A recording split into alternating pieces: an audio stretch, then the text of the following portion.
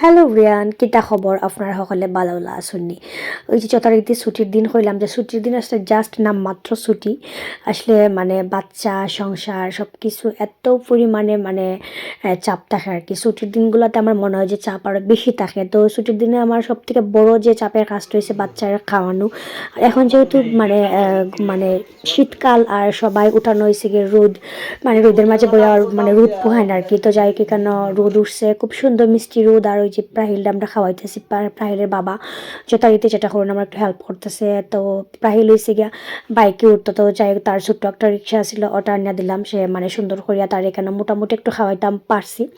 তো যাই হোক এখন হয়েছে গিয়ে শীতের দিন, আর আজকে শুক্রবার যেহেতু আজকে আমরা নিরামিষ খানি হইতেছে, ডাল, তারপরে হয়েছে গিয়া পাট শাক ভাজি, তারপরে আপনার হয়েছে গিয়া চাটনি আসছিল সাথে।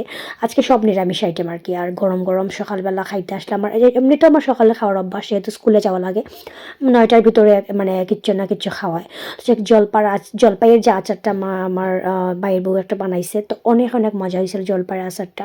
আর সাথে এটা হচ্ছে পাট শাক দেখাইতেছে। আর এখন শুক্রবারে যেহেতু পৃথিবীর ড্রয়িং ক্লাস থাকে, তো এখন পৃথিবীর বাবা হয়েছে পৃথিবীর নিয়ে ড্রয়িং ক্লাসে যাইব।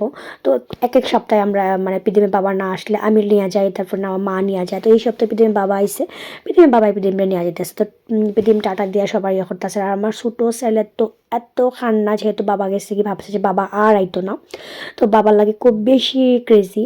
তো এটা এখন পৃথিবী তো ফাটানো হয়ে গেছে, তো ফাঁকা দিয়ে হয়েছে উঠানো মাছ লই আইছে বাড়িতে, আমরা মাছ লই আই। তো খুব সুন্দর মাছ, চিংড়ি, তারপরে মলা মাছ, এখানে যে 12 মাছ, সেটা আর কি। অনেকদিন পরে চিংড়ি মাছ দেখছি, দেখে এত শখ লাগছে। তো আমিও মা তারার সাথে আমরা হেল্পিং হ্যান্ড যে বৌদি ডাইনের সাথে মাছ বাসাত বই গেছে উঠানো। আর প্রাহিল রয়েছে গিয়ে ঘুম পাড়াই আইসি, আর প্রাহিলের বাবা হয়েছে গিয়া ক্লাসে পিদিমরে নিয়ে গেছে। তো যাই আবার বিকাল থেকে ব্লগটা স্টার্ট করলাম, অনেকদিন পরে আসলে পুরো একদম সারাদিনের ব্লগ আসলে রেডি করছে আর কি আমি। তো বিকালবেলা হয়েছে গিয়ে প্রাহিলের নিয়ে আমরা একটু নদীর পাড়ে যাইমু। আর এখন প্রাহিল তো খুব বেশি বল খেলার লাগে, এত ক্রেজি, আর খুব বেশি ঘুরতে বেশি পছন্দ করে। আইসি নদীর পাড়ে ঘুরতে, এই যে ছোট বাচ্চারা নিয়ে ঘুরতে আইসি নদীর পাড়া প্রাহিল। আর আমার ছোটবেলা তো বল খেলার লাগি খুব বেশি ক্রেজি, চাই দেখুন বল টল সাথে করে নিয়ে আইসে। ঠিক আছে, আমরা ঘুরতে আইসি বাবা, নদী দেখতে আইসি। আজকে আমরা নদী দেখতে আইসি, নদীর পাড়াও। এই যে ছোট ছোট তো বল খেলার লাগে একদম ক্রেজি, দেখুন বল টল নিয়ে আইসে সাথে করে। সুন্দর আমরা নদীর চারপাশটা।